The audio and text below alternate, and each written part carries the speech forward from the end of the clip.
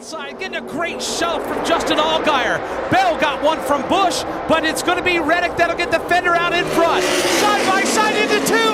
They make contact. Reddick and Bell hard into the outside wall. Everybody races to their inside, and just a sledgehammer shot into the safer barrier as the front two crash with 8 laps to go at the Brickyard. Sorry. Side by side heading down into turn 1. They are connected to the 20 wiggles. I don't think really Reddick did anything wrong, nor did Christopher Bell that was actually into turn 2. He tries to get on the door of the 20, which is, I think, what Reddick has to do. That's how you win the race. And Christopher Bell stays in the gas because that's what he has to do.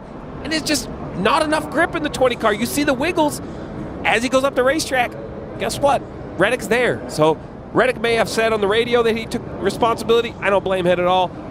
I'm blaming the 20, but it's not like he meant to. He just lost control of his car down there at the bottom. And third 23-11 entry is Justin Haley, big off. Driver's left, that's out of 5 and 6. Gets to the driver's left, heavy contact for Haley. Man, I can't wait to see how this happened. That was a high-speed crash right there. He's going to be able to drive the car away. The tire barrier doing a lot of good work there. Side by side.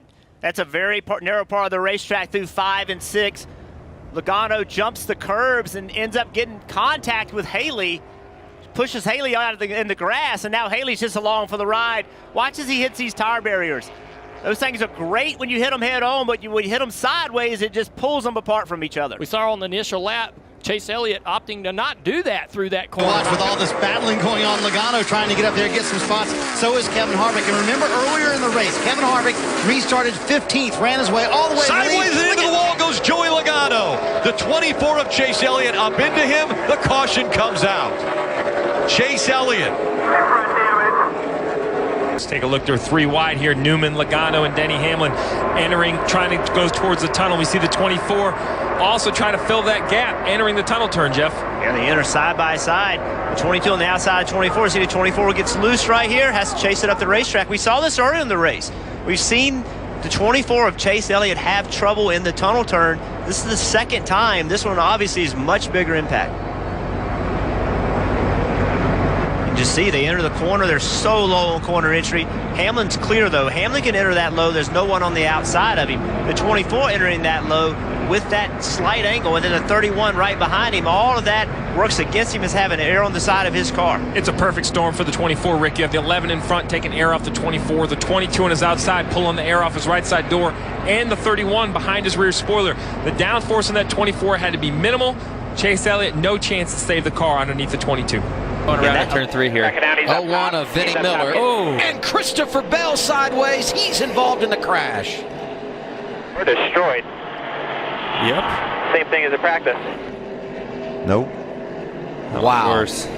That's a lot worse. All right, 10-4. All started with the 0-1 of Vinnie Miller, and then Ware and Bell came in from behind. Oh, you could see Ware going to the bottom and clipped Miller, and they slide into the wall, and Bell just gets loose on entry and hard into those other 2 cars. But he said it's just like yesterday in practice, which means he was dealing with brake issues. Is that right? Am I reading like that right? As soon as he hits the brakes, that thing comes right around. Oh, Joey Logano in trouble. Turn 1. And here we go. In the wall, guys, in the wall.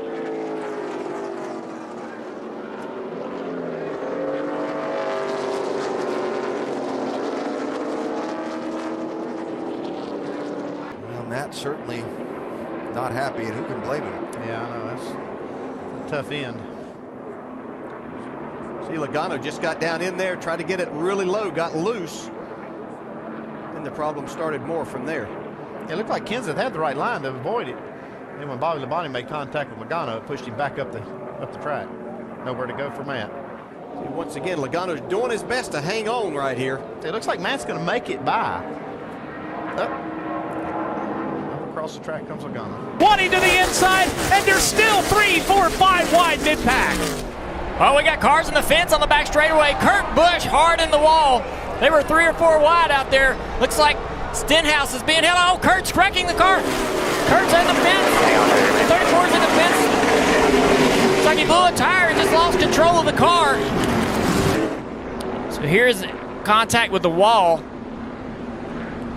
And that will cut the tire down right here, or yeah, either that or he just gets turned by the 17. I believe he had a flat tire as well. And that takes the 34 McDowell along for the ride. There he is, yeah, so I think Stenhouse was the first one in the fence with all his cars side by side there, not enough room. Yeah, Kurt Busch squeezing the 17 into the wall, and look at here, maybe the 17, a little angry with that. Turns him into McDowell, almost flips the 34 car. Ooh. Got one off, and that is Matt Kenseth. Hard hit as he came down. Wow. Caution is out for the 4th time today. And you see him right here. He's on the outside, and Junior gets up over the curb before he gets there. Junior gets into his left rear, but at the same time, if we have that other shot, what's Junior's right side of Junior's car as he hits the curb? Boom, and it knocks him into and it knocks him straight to the left, to the left.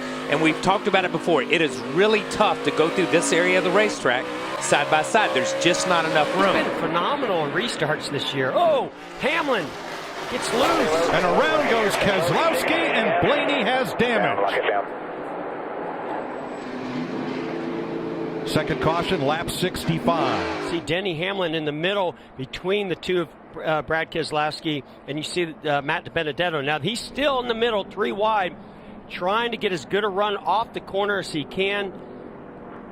Gives a little shove to the 22. Now he's 3 wide going into turn 3.